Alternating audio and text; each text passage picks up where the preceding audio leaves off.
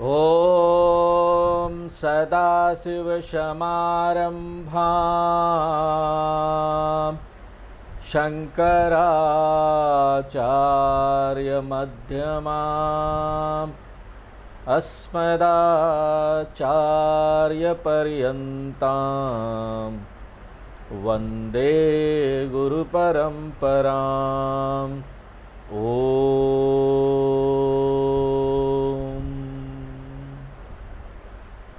दूसरे अध्याय के दूसरे खंड का पहला मंत्र पढ़ेंगे।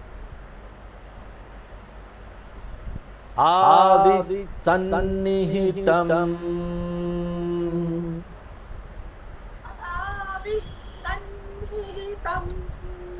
गुहाचरं नाम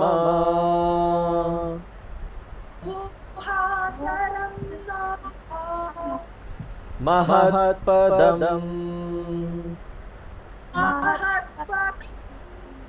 अत्रैतत् समर्पितम्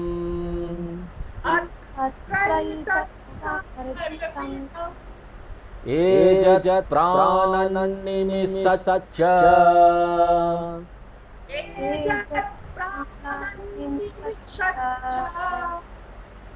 यदेतत् जानत सदशद्वरेण्यम्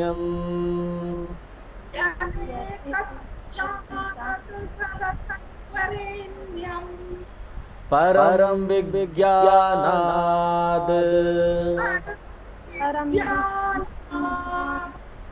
यद्वरिष्ठं प्रजानाम्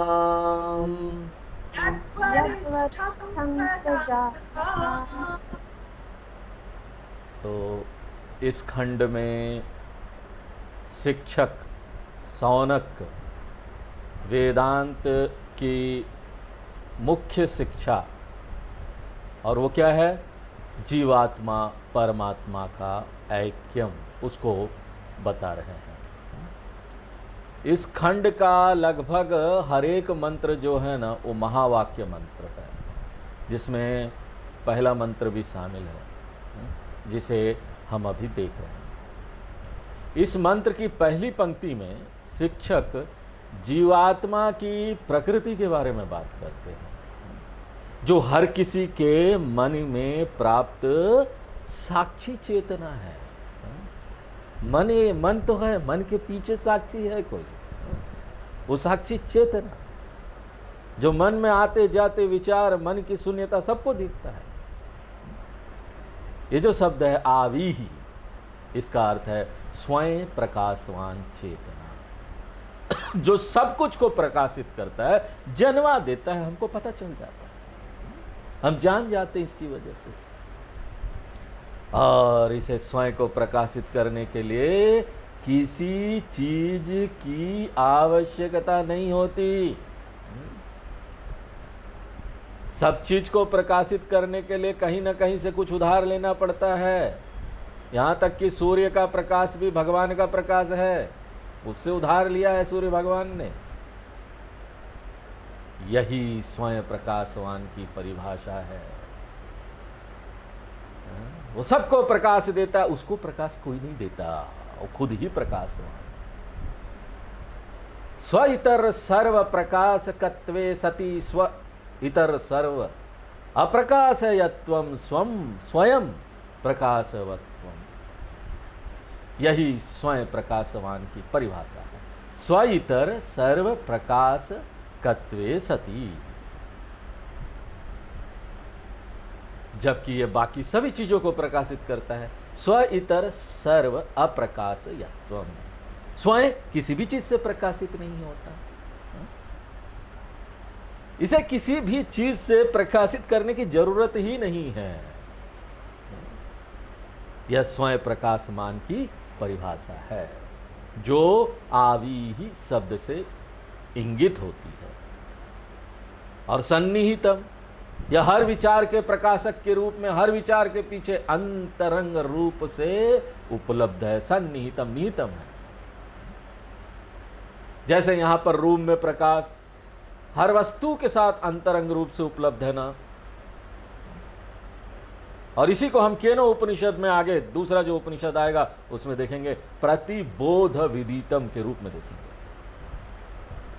चेतना को किसी विशेष अनुभूति की आवश्यकता नहीं है। चेतना हर एवरी एक्सपीरियंस, आप जो भी एक्सपीरियंस ले रहे हैं ना, आपके मन में अनुभव आ रहा है ना, उसको प्रकाशित जनवा देती है। हर अनुभव में चेतना स्पष्ट है, इसलिए सन्निहितम यानी निश्चित मौजूद है, अंतरंग रूप से उपलब्ध है, और इसे गुहाचरम नाम से जाना जाता है।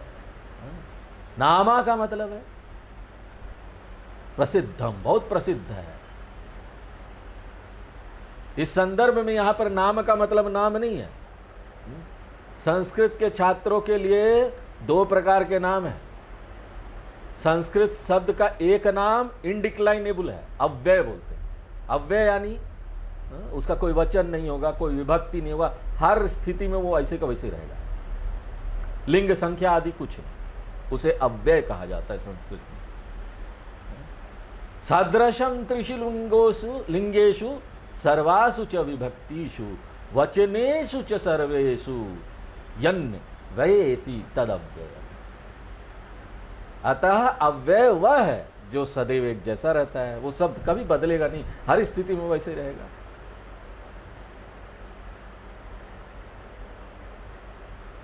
और उस अव्यय वाले नाम के संदर्भ के अनुसार अलग अलग अर्थ होते हैं, और इस संदर्भ में यह अव्यय नाम है जिसका अर्थ है प्रसिद्ध्यर्थे।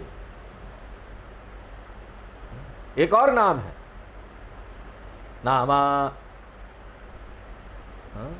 नामनी, नामानी, ऐसे विभक्ति आएगा उसका। नपुंसक लिंग नमन शब्द है वो। यहां यह अव्यय नाम है जिसका अर्थ है, इसको अव्यय लेंगे इस नाम को, प्रसिद्ध अर्थम यानी प्रसिद्ध। अप्रसिद्ध क्या है? जीवात्मा प्रसिद्ध है। किस नाम से प्रसिद्ध है? गुहाचरम। गुहाचरम का क्या मतलब है? गुफा, गुफा में घूमना।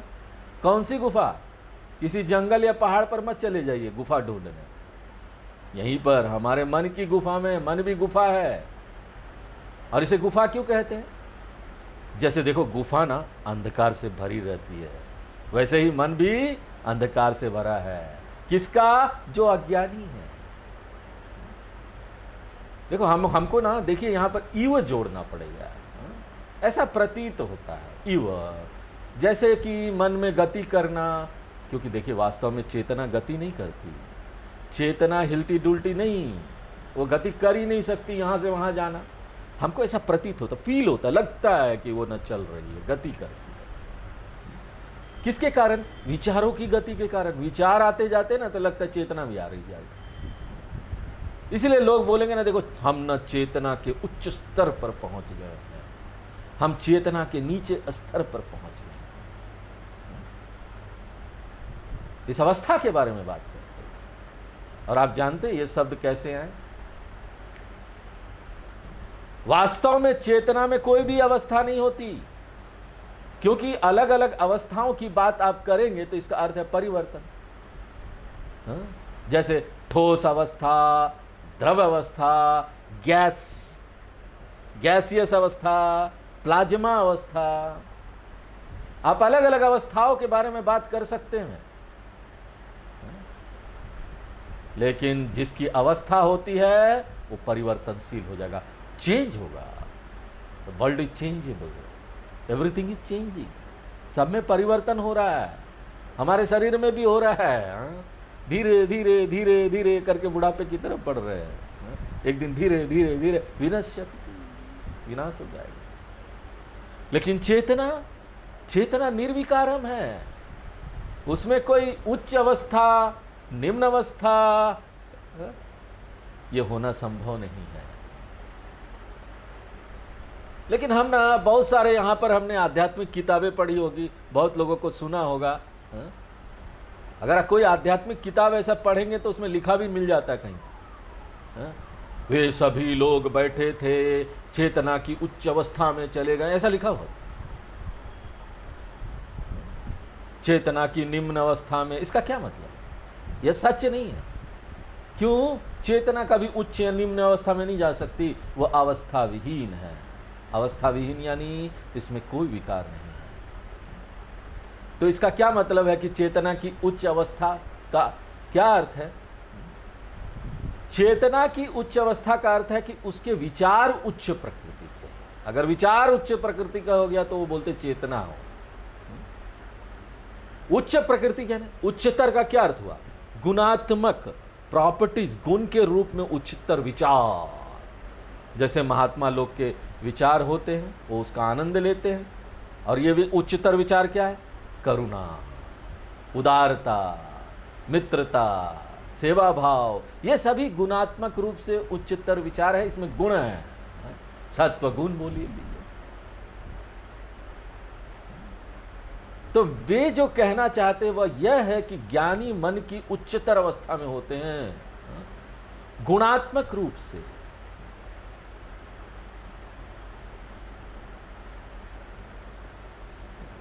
चेतना की उच्चतर अवस्था बोलते हैं, लेकिन पता नहीं वो समझते हैं कि नहीं कि इसका क्या मतलब है। लेकिन हमको समझना होगा कि इसका क्या मतलब है, नहीं तो क्या होगा? हम कल्पना करेंगे कि चेतना की अलग अलग अवस्थाएं हैं आदि। हमारे मन में ये चला ही जाएगा कि चेतना निर्विकार है, हो ही नहीं सकता अवस्था। इसलिए गुहाचरम का अर्थ है विचारों की गति चेतना में ट्रांसफर हो जाती है, स्थानांतरित हो जाती है। जैसे मन की अवस्थाएं चेतना में स्थानांतरित हो जाती है और हम कहते हैं देखो उच्चतर, मेरा मन बड़े हाई स्टेट में है, लोअर स्टेट में है। इसी प्रकार गुहाचरम इवा, यहां तक हमने पिछले क्लास में देखा था। और यहां तक यह जीवात्मा स्वरूपम है। त्वम पद लक्ष्यार्थ की बात की गई। अब दूसरी पंक्ति में गुरु कहते हैं ये चैतन्यम जीव स्वरूपम कोई और नहीं बल्कि महत है। महत का क्या अर्थ है? अनंत ब्रह्म परमात्मा, जिसको पिछले भाग में सत वस्तु के रूप में देखा गया था, जिसे जगत कारण के रूप में देखा गया था, जिसे सर्वाधिष्ठानम एकम निर्विकारम नित्यम के रूप में देखा गया था। इसलिए उस सत ब्रह्म को यहां महत कहा गया है। महत का क्या अर्थ है? अनंत, परमात्मा के बराबर है। इसलिए गुहाचरम महत के बराबर है। गुहाचरम जीवात्मा चित्त है, महत परमात्मा सत्य है। गुहाचरम इसका अर्थ है, गुहाचरम महत इसका अर्थ है चित्त एव सत्य, सत्य एव चित्त। जीवात्मा परमात्मा का ऐक्यम प्रकट होता है। तब यदि जीवात्मा परमात्मा के अलावा और कुछ नहीं है, यहां बाद में हम उन दोनों के लिए एक ही शब्द का उपयोग कर सकते हैं। जीवात्मा परमात्मा एक ही है, ऐक्यम है। बाद में दो शब्दों का उपयोग करने की आवश्यकता नहीं है, क्योंकि यदि आप दो शब्दों का उपयोग करते हैं तो वो भ्रामक होगा, क्योंकि हम जानते हैं ना दोनों एक है। और हम आत्मा शब्द का उपयोग करेंगे और उस आत्मा की प्रकृति क्या है? पदम। पदम का अर्थ है यह आधार है, अधिष्ठानम है, सबका आधार है। क्यों? क्योंकि आत्मा ही सबका कारण है और कारण ही सभी कार्यों का आधार है। जिस प्रकार जल ही सभी तरंगों का अधिकार है, जिस प्रकार लकड़ी ही सभी फर्नीचर का आधार है। फर्नीचर बन तो गया लेकिन है तो लकड़ी, उसी तरह से संसार बन तो गई लेकिन है तो भगवान। आपका शरीर भी तो वही हाड़ मांस का बना, किससे बना? भगवान से। क्या अलग है आप भगवान से? बताइए क्या अलग? आप बोलते ना मेरा शरीर, मैं तो नहीं बोलते शरीर को, मेरा बोलते। तो ये मैं नहीं है, मैं कुछ और है जो शरीर को भी देख रहा है। वही आधार है। और इसी प्रकार यह आत्मा, कौन सी आत्मा? सच्चिदात्मा ही पद है। पदम का अर्थ है निवास, वह आधार। आधार जिसे हम विष्णु सहस्त्र नाम आदि में सुनते हैं, सब हमको बताया गया है। अब यहां आके समझ में आता है कि वो सब मंत्र और श्लोक का क्या अर्थ था। शांताकारं भुजंग शयनम पद्मनाभम सुरेशम विश्वाधारम। अब क्या ये बताइए, विश्वाधारम यहाँ समझ में आता वेदांत में, आधार है। और पदम शब्द की व्याख्या उपनिषद में ही की गई है।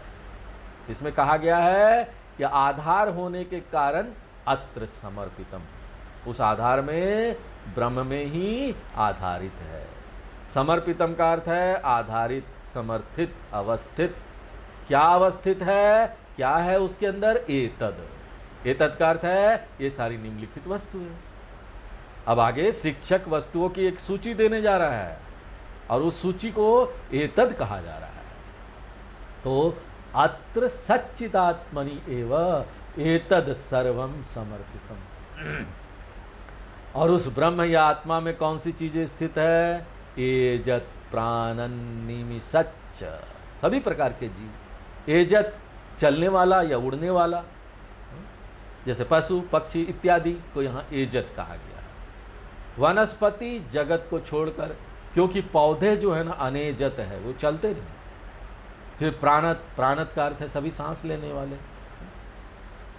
तो चलने वाले, सांस लेने वाले और निमिषत, निमिषत यानी पलके झपकाने वाले, वे प्राणी ना जिनकी पलके होती है। ऐसा क्यों कहा जा रहा है यहाँ पर? है? पलके झपकाने वाले यानी कुछ ऐसे भी लोग, ऐसी भी प्राणी होते जो पलके नहीं झपकाते। कुछ प्रकार की मछलियाँ होती है आदि वगैरह, वो सब होते हैं जो जिसकी पलके ही नहीं होती, इसलिए जिनमें पलके होती, इसलिए निमिषत, पलके झपकाने। संक्षेप में सभी जीवित प्राणी एजत में ही शामिल होंगे, प्राणत में भी शामिल होंगे, किसी भी समूह में हम शामिल कर सकते हैं। संक्षेप में सभी जीवित प्राणी। फिर आपको ना इसे समर्पितम से जोड़ना होगा। तो ये सभी जीवित प्राणी उस सच्चिदात्मा पर ही आधारित है। और इस पंक्ति में अंतिम शब्द यदे तज जानत को अभी छोड़ते हैं, सद असत को भी हम बाद में देखेंगे। अभी हम वरेण्यम शब्द लें। वरेण्यम का मतलब है सभी लोगों द्वारा खोजे जाने वाला लक्ष्य, वरने वाला, वर कर लो, हाँ? यही तुम्हारे लिए अच्छा है, हाँ? तो वर का अर्थ है चुनना, खोजना, वर वधू। वरेण्यम का अर्थ है खोजा जाने योग्य, योग्य लक्ष्य, यही जीवन का लक्ष्य होना चाहिए और कुछ नहीं। इसको वरेण्यम कहा जाता है। वरेण्यम शब्द से उपनिषद अप्रत्यक्ष रूप से कह रहे हैं कि आत्मा ही जानने योग्य सबसे योग्य लक्ष्य है। आपका अगर कोई जीवन में गोल होना चाहिए ना, तो आत्मा वही गोल होना चाहिए।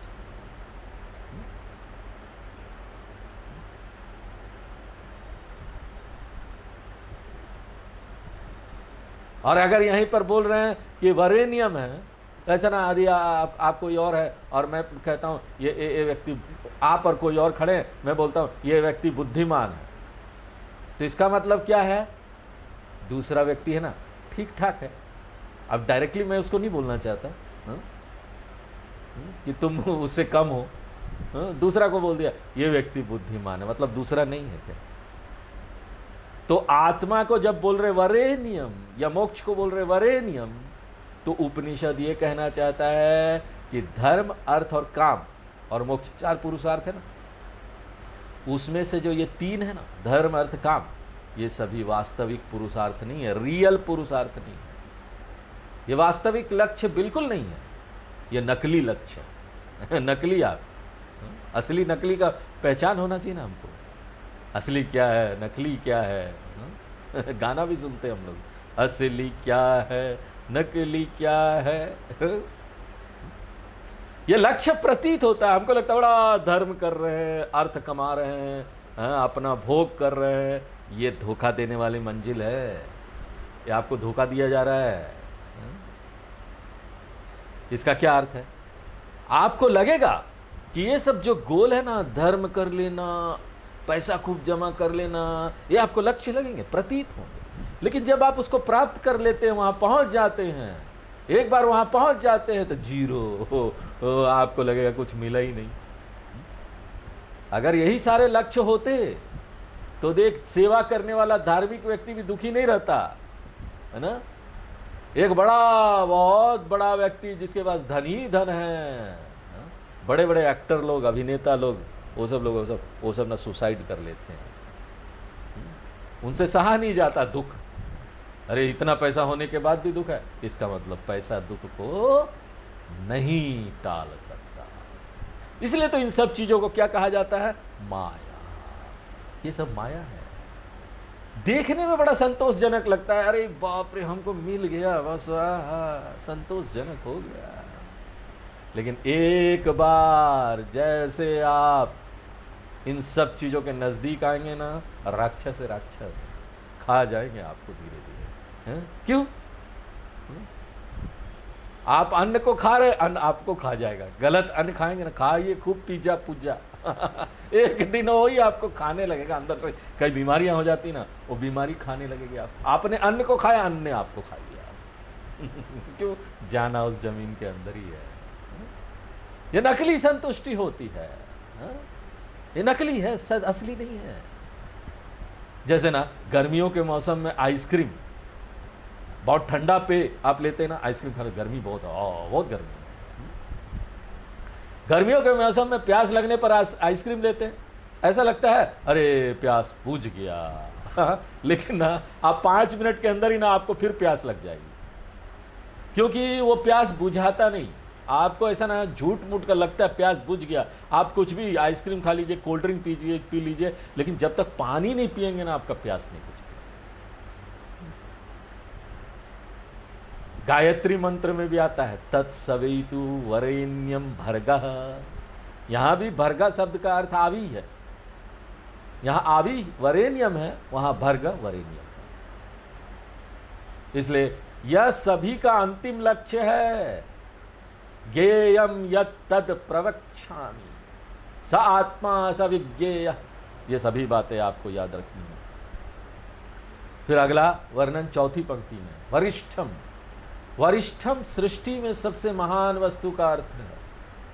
वरह का अर्थ है श्रेष्ठ, वरियान का अर्थ है अधिक श्रेष्ठ, वरिष्ठम का अर्थ है सबसे श्रेष्ठ। अतो अतिशयोक्तिपूर्ण वाक्य ये शब्द है, श्रेष्ठ वरिष्ठम, सबसे महान।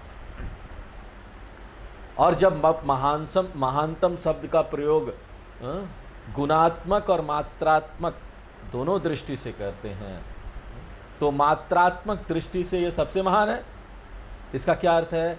ये समय के हिसाब से और स्थान के हिसाब से भी अनंत मात्रा में, खूब, कोई समय का कोई अंत नहीं, कब तक चलेगा, और जगह का भी कोई कहाँ तक फैला है नहीं बता सकते। और गुणात्मक दृष्टि से भी ये श्रेष्ठ है। क्यों? क्योंकि वास्तव में सबसे श्रेष्ठ इसलिए है क्योंकि केवल वही वास्तव में विद्यमान है, अन्य सभी मिथ्या है, इसलिए यह सबसे महान है। और फिर अगला विवरण क्या है? प्रज्ञानाम विज्ञानाद परम। प्रज्ञानाम विज्ञानाद परम। परम का अर्थ है दायरे से परे। प्रज्ञानाम विज्ञानाद का अर्थ है सभी लोगों का सामान्य ज्ञान, सांसारिक ज्ञान। प्रज्ञानाम विज्ञानाम का अर्थ है सांसारिक ज्ञान। सांसारिक ज्ञान से आपका क्या मतलब है? हमारे ज्ञान के साधनों द्वारा प्राप्त ज्ञान, यानी जो लोग निकालते हैं ज्ञान, यहाँ लोगों के द्वारा लिखा गया जाना गया ज्ञान।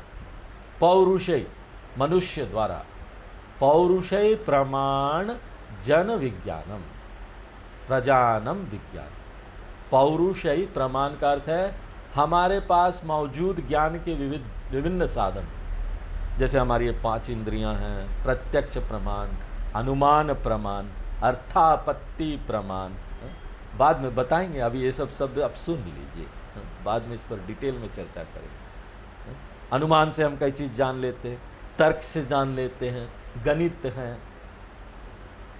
यहाँ तक कि वैज्ञानिक उपकरण जो आपके संवेदी शक्ति को बढ़ाएंगे, जैसे माइक्रोस्कोप आपकी आंखों की शक्ति को बढ़ा देता है ना, आप छोटी से छोटी चीजों को देख लेते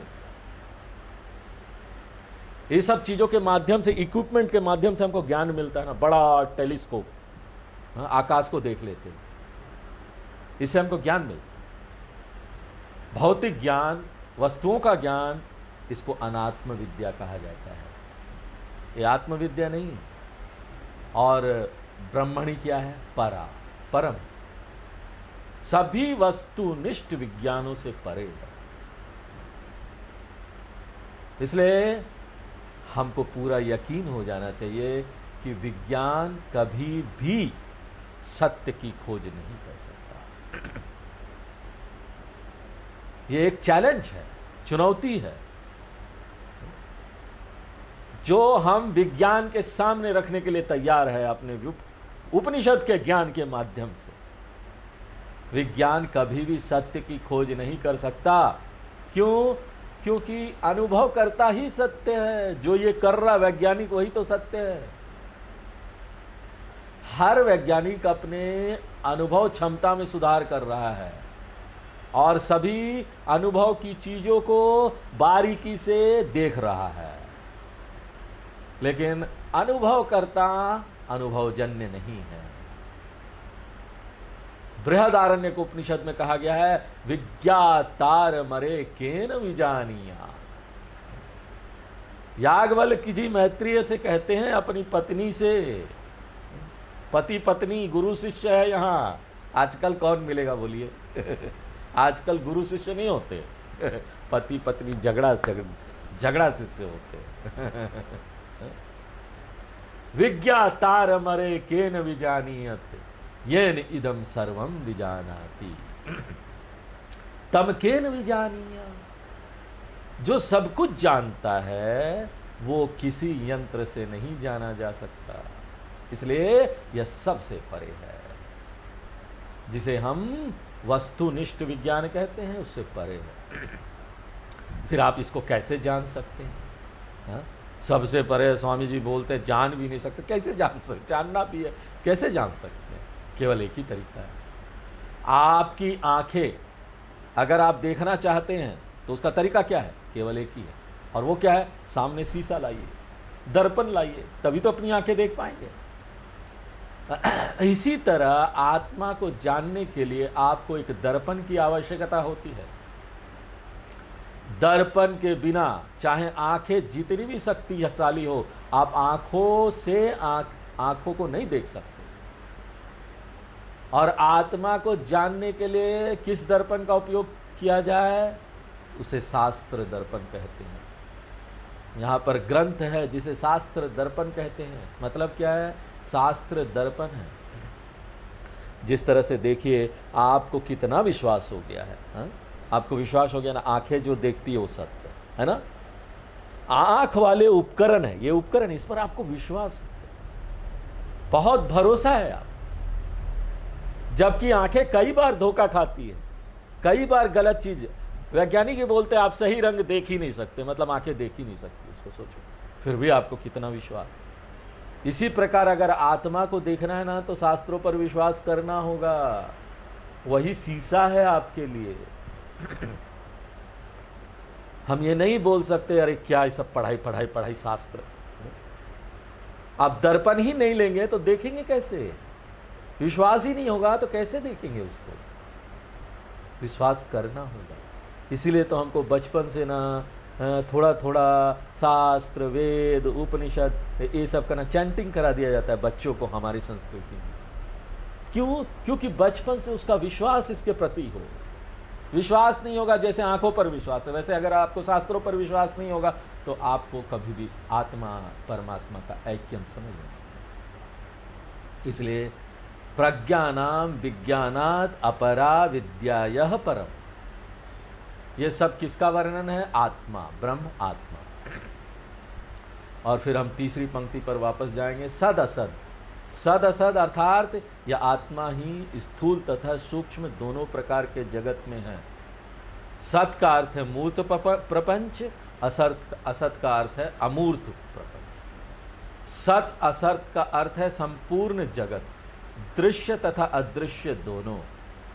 ब्रह्म या आत्मा ही यह जगत है। अब यह शब्द सार्थक शब्द है जिसे हमें समझना होगा, बहुत बहुत महत्वपूर्ण है। अब तक उपनिषद कहते रहे कि आत्मा जगत को धारण करती है, अत्र तत् सर्वम समर्पितम, तो जगत आत्मा पर आधारित है, इसलिए आत्मा आधार है, जगत आधारित है। आत्मा धारण करता है, जगत धारणीय है। उपनिषद यहाँ एक समस्या की कल्पना करता है। क्या समस्या? अनुमान लगाइए, क्या समस्या है?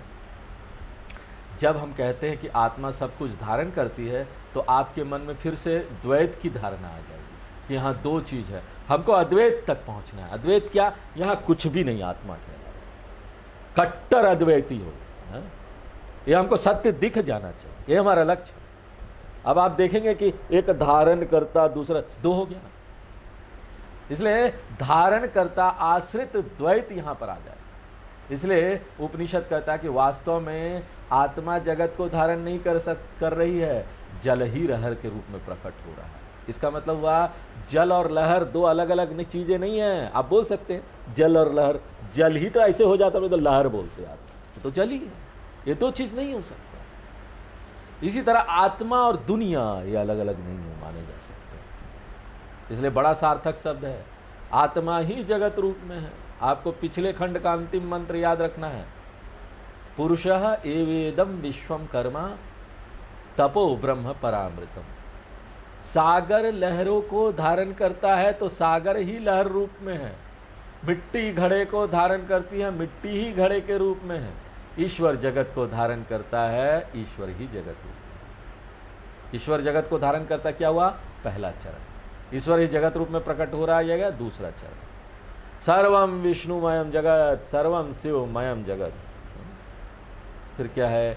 एतज जानत है, एतज जानत है। तो उपनिषद कहता है उस आत्मा को जानो।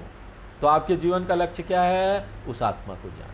कौन सी आत्मा? सचिद आत्मा, जो बाहर सत्य रूप में है, जो आपके मन में चित्त रूप में है, जो आपका वास्तविक स्वरूप है। यह सचिद आत्मा जो तुम्हारा वास्तविक स्वरूप है, उसी को जानो, उस आत्मा को जानो। उत्तिष्ठत जागृत प्राप्य वरान निबोधत। उठो, जागो, जानो इसको। हाँ? स्वामी विवेकानंद जी ने इसको बड़ा फेमस कर दिया था, उत्तिष्ठत जागृत।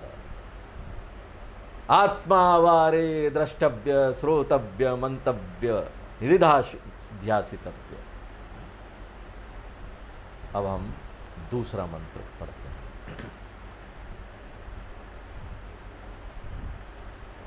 यदर्चिमद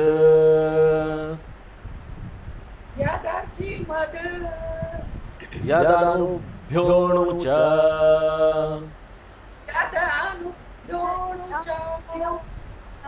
यस्मिन् लोका निहिता लोकिनश्च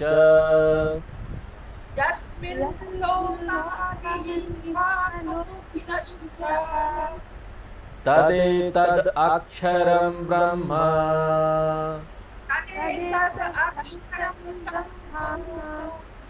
सप्राणस्तदुवाङ्मनः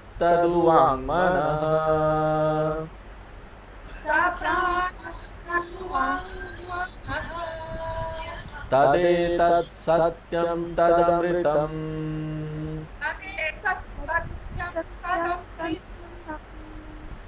तद्वेधव्यं सौम्य विद्धि।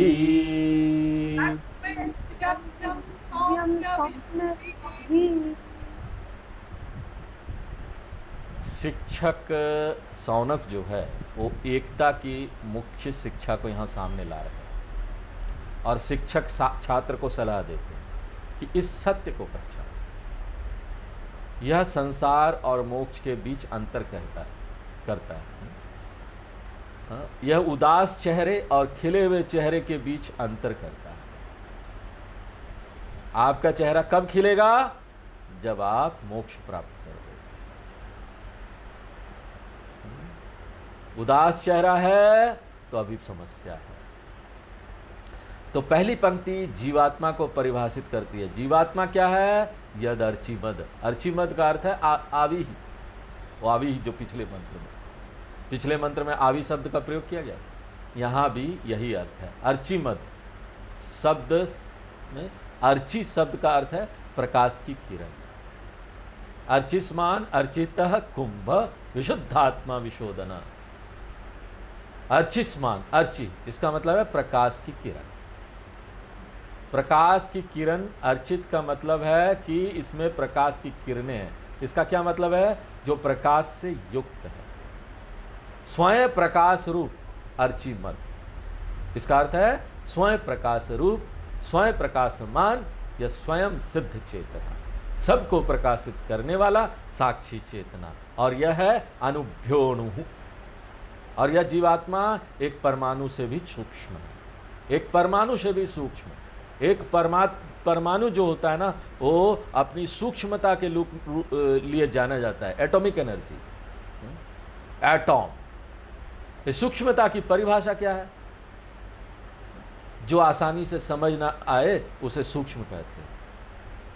अगर आपने कहा कि आज की बात बहुत सूक्ष्म थी, तो इसका मतलब क्या है? नहीं, स्वामी जी ने आज बड़ी सूक्ष्म बातें बताई प्रवचन में, तो दूसरा मतलब ये हुआ कि समझ में नहीं आया।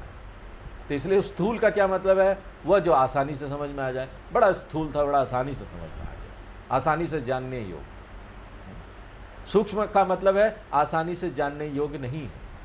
और परमाणु को सबसे सूक्ष्म माना जाता है, भले ही अब उन्होंने परमाणु को और न विभाजित कर दिया है, थोड़ा ताड़ तोड़ के और छोटा छोटा कर दिया है उसको। और ये सभी अज्ञेयता, नहीं जाना जा सकता। छोटा करते जाओ और करते जाओ, और कई चीजें जो आप नहीं जानते, तो अज्ञेयता का प्रतिनिधित्व करता है, यानी जानना कठिन है। और उपनिषद कहते हैं कि जीवात्मा सूक्ष्मतम परमाणु से भी सूक्ष्म है। हम ऐसा क्यों कहते हैं? बहुत आसान, क्योंकि एक सूक्ष्म परमाणु को समझना मुश्किल है, लेकिन फिर भी कम से कम हम किसी माइक्रोस्कोप का उपयोग करके अपनी अनुभूति शक्ति को बेहतर बना सकते, अपने एक्सपीरियंस को बेहतर बना सकते हैं। यहाँ पर साधारण माइक्रोस्कोप से बात नहीं बन रही, तो हम ना इलेक्ट्रॉन माइक्रोस्कोप को ले सकते हैं, वो और छोटी चीज़ों को दिखा देता है। और आप पता नहीं, नया नया इन्वेंशन हो रहा है, खोजें हो रही है, नया कोई माइक्रोस्कोप आ जाएगा और छोटी चीज़ को दिखा देगा। तो आप अपने अनुभव को और अच्छा बना रहे हैं, बेहतर बना रहे हैं,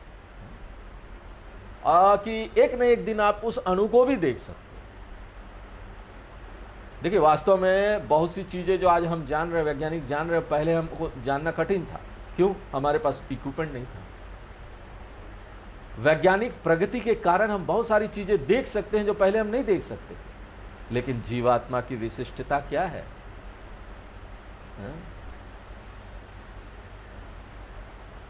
यह न केवल अबोधगम्य है, अबोधगम्य है।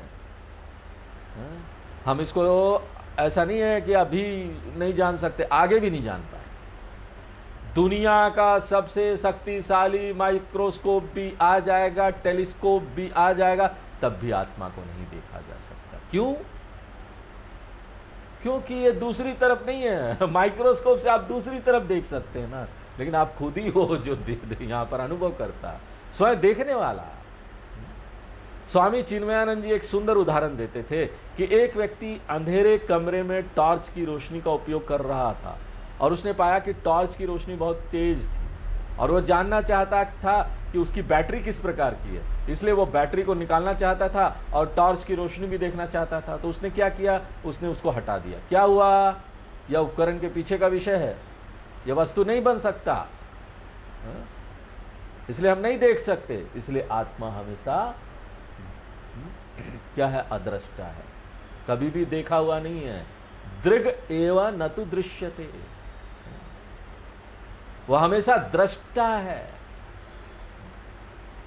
कभी भी देखने वाली चीज नहीं है, कभी भी वस्तुकृत नहीं है। इसलिए बाकी सब कुछ एक न एक दिन वस्तुकृत हो सकता है, लेकिन ये एक ऐसी चीज है जो कभी भी वस्तुकरणीय नहीं हो सकती। इसलिए यह क्या है? अनूरणीयाम महतो मह्याम आत्मा निहितो गुहायाम अणुअणीयाम अनुभ्योनु। यह कभी भी विषयगत ज्ञेय नहीं है, यही जीवात्मा। अब उपनिषद इस महावाक्य को सामने लाता है। तीसरी पंक्ति देखें, तदे तद अक्षरम ब्रह्म, तदे तद ब्रह्म, यह जीवात्मा साक्षी चेतना ही ब्रह्म है जो सर्वत्र व्याप्त है। दक्षिणामूर्ति स्तोत्रम याद कीजिए, यस्यैव स्फुरणं सदात्मकं सत् कल्पार्थकं भासते साक्षात् तत्वमसीति। सर्वव्यापक सत्ता ही चैतन्य ब्रह्म है, इसलिए तदेतद ब्रह्म, इसका मतलब है सद ब्रह्म, जीवात्मा एवं परमात्मा। और वह किस प्रकार का ब्रह्म है? अक्षरम। अक्षरम का मतलब अविनाशी, न क्षरति इति अक्षरम। क्षय का अर्थ है नाश होना, मरना, नष्ट होना। अक्षरम का अर्थ है अविनाशी। वर्णमाला के अक्षरों को कहा जाता है ना अक्षर है, अक्षरमाला, वर्णमाला, क्योंकि हमारे शास्त्र के अनुसार वर्णमाला के अक्षर या ध्वनियाँ कभी नष्ट नहीं हो सकती, ना ही इसकी रचना की जा सकती है। इसलिए जब मैं ये शब्द बोल रहा हूँ तो क्या आपको लगता है कि शब्द बनते और नष्ट होते हैं? ऐसा लगता है जैसे मैं ध्वनि उत्पन्न कर रहा हूँ और कुछ समय बाद ध्वनि विलीन हो जाती है, मर जाती है। लेकिन शास्त्र के अनुसार ध्वनि आकाश का गुण है। जब तक सृष्टि जारी है तब तक आकाश है, आकाश में शब्द भी रहेगा। इसलिए हाल ही में किसी ने एक मुझे व्हाट्सएप पर आर्टिकल भेजा था कि आप मौन की ध्वनि भी सुन सकते हैं, साइलेंस का आवाज़, आप मौन की ध्वनि सुन सकते हैं और उस ध्वनि को बोलते ओंकार, ओंकार की तरह हो रहा है। इसलिए शब्द तो आकाश में पहले से ही है। किस रूप में? अव्यक्त रूप में, अव्यक्त रूपम है। और मैं उसको सिर्फ बोलकर ध्वनि उत्पन्न नहीं कर रहा, किंतु अव्यक्त ध्वनि को मैं अभिव्यक्त कर रहा हूं।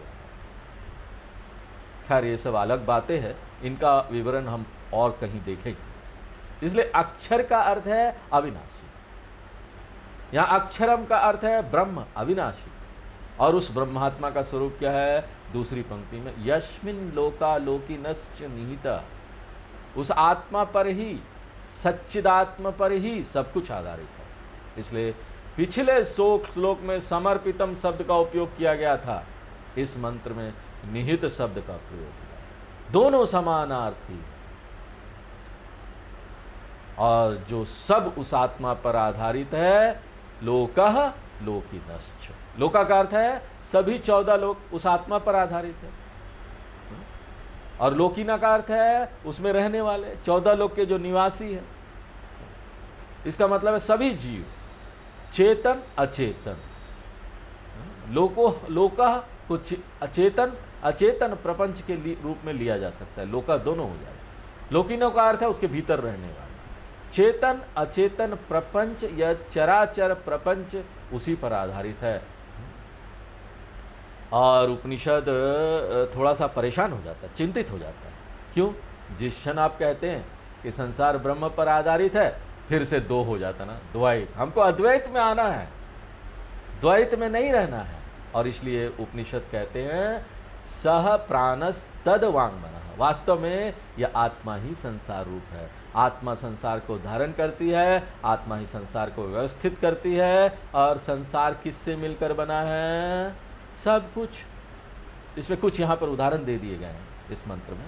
प्राण, प्राण का क्या अर्थ है? हमारे सभी पंच प्राण, आंतरिक रूप से, बाह्य रूप से इसे वायु कहते हैं, तो प्राण तत्व। वाग, वाणी का अंग। मन यानी मन, संक्षेप में संपूर्ण सृष्टि। आत्मा ही सब कुछ है, इसका मतलब है कोई द्वैत नहीं है, सब यहाँ पर आत्मा है। ब्रह्मार्पणम ब्रह्म हवि, सब कुछ ब्रह्म है। इसको कहते हैं अद्वैत सिद्धि। गीता में ये एक श्लोक में बोला गया अद्वैत सिद्धि के बारे में, सब कुछ ब्रह्म है। और चौथी पंक्ति तदेतत् सत्यम, यह आत्मा ही परम सत्य है। उपनिषद कहता है कि वही रियल है, वही सचमुच में है। अगर मैं कहता हूं कि यह असली है, सचमुच में, झूठ नहीं है, यह असली सोना है, इसका मतलब क्या हुआ? दूसरा नकली है। अगर दोनों असली होता तो मुझे विशेष रूप से कहने की आवश्यकता नहीं होती ना कि ये वास्तविक है, यही सत्य है। तो यही जो तथ्य है ना, उपनिषद कहता है ब्रह्म सत्यम। इसका अर्थ क्या है? अगर ब्रह्म सत्य है तो जगत मिथ्या है, इसलिए तदेतत् सत्य। यह सजित आत्मा ही वास्तविकता है, इसलिए तद अमृतम, वही शाश्वत है। जो वास्तविक है वो शाश्वत है, जो असत्य है वो शाश्वत नहीं है।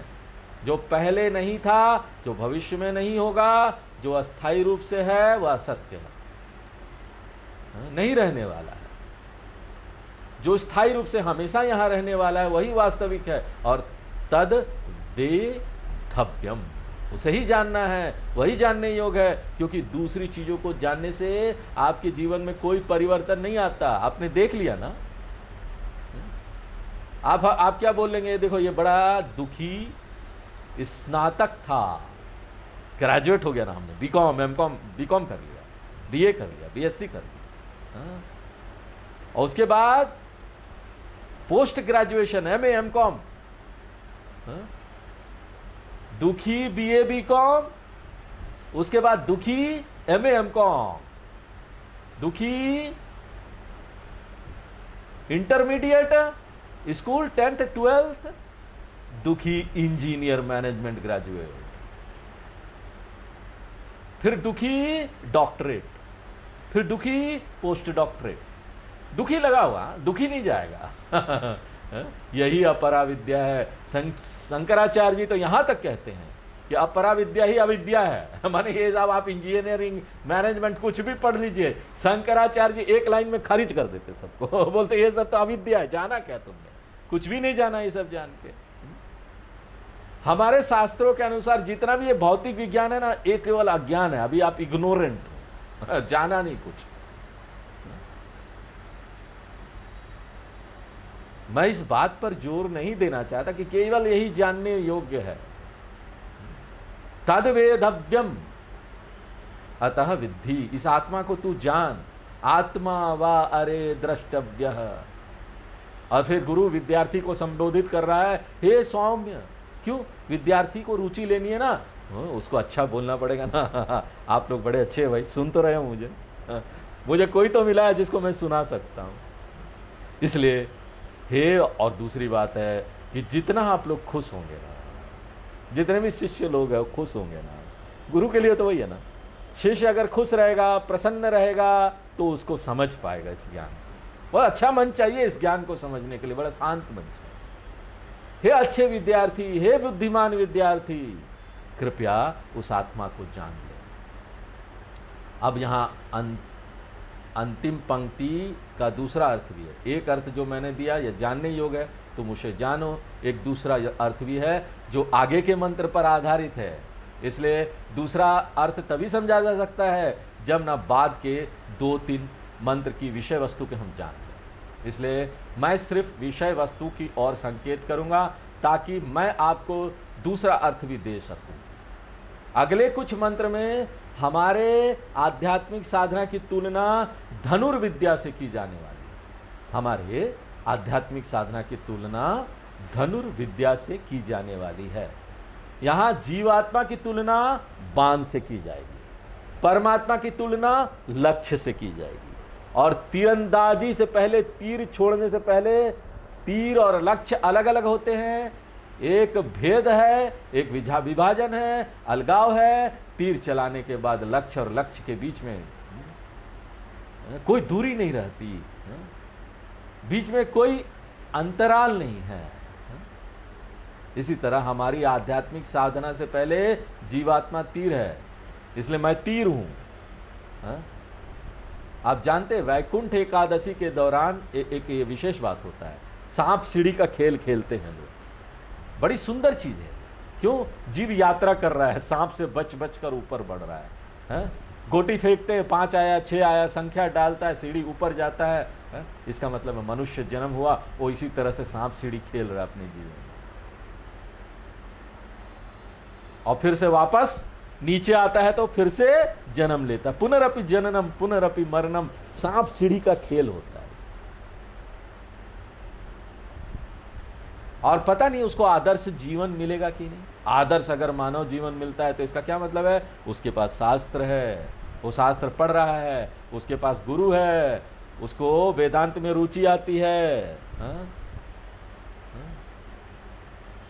किसी तरह से ध्यान में आता है हमको क्लास में जाना है, 94 तक पहुंच गए सांप सीढ़ी में, 95, 97, 99, ऊपर 3 सांप प्रतीक्षा कर रहे हैं। हाँ? तुम्हें लगाना है तत्वमसी अहम ब्रह्मास्मि वाला 6 सिक्सर लगाना है। तत्वमसी अहम ब्रह्मास्मि सिक्सर लगा दिया विकेट में, क्रिकेट में होता है, विजयी शॉट होता है, फाइनल जीतने वाला तत्वमसी। और ये 6 लगाने के बाद आप परम पद तक पहुंच जाएंगे। इसलिए हमारे मन में यह अवधारणा बनती कि परमात्मा दूर है, आध्यात्मिक साधना से दूरी खत्म होनी चाहिए और जीवात्मा परमात्मा ऐक्यम होना चाहिए। इसलिए धनुर्विद्या उदाहरण मुंडको उपनिषद का एक प्रसिद्ध उदाहरण है। प्रत्येक उपनिषद में कोई ना कोई उदाहरण आ जाएगा, कोई ना कोई कहानी आएगी प्रत्येक उपनिषद में। मुंडका उपनिषद में 2 उदाहरण है इस उपनिषद में, और नंबर 1 ये धनुर्विद्या वाली है जो आने वाली है। इस उदाहरण को ध्यान में रखते हुए शिक्षक ना बोलता है तद वेदव्यम, एक तीर के रूप में है, वेदव्यम भेदो उसको, तो उसको लक्ष्य को भेदना होगा। वेदव्यम का अर्थ है छेदना चाहिए, भेदना चाहिए, मारना चाहिए। क्या मारा जाना चाहिए? परमात्मा ब्रह्म को मारा जाना चाहिए। संस्कृत में वेदव्यम का अर्थ है, इसको 2 अलग अलग धातु से ले सकते हैं। एक है विद जानना, दूसरा है विध, द और ध का अंतर हो जाता है। विद यानी जानना, विध यानी छेदना। तो वेदव्यम का क्या अर्थ है? उसे मारा जाना चाहिए। किसके द्वारा? आपके द्वारा। आप किस प्रकार के हैं, आप क्या हैं, आपकी तुलना एक तीर से की जा रही है। आप छूटेंगे, उड़ के जाएंगे और ब्रह्म आत्मा तत्वमसी ये से ना उसमें भेद देंगे। इसलिए एक तीर के रूप में आपको मारना होगा, इसलिए विद्धि हे सौम्य। तो अब आगे एक सुंदर भाग आने वाला है, एक सुंदर उदाहरण आने वाला है इस पूरा मुंडक उपनिषद का, इसलिए अगले क्लास में आना मत भूलिएगा। तो अगला जो मंत्र है, आज बहुत समय हो गया, आज ही लेना था, लेकिन अगला मंत्र अब हम लोग का अगली क्लास में। ओम पूर्णमदः पूर्णमिदं पूर्णात् पूर्णमुदच्यते पूर्णस्य पूर्णमादाय पूर्णमेवावशिष्यते। ओम शांति शांति शांति।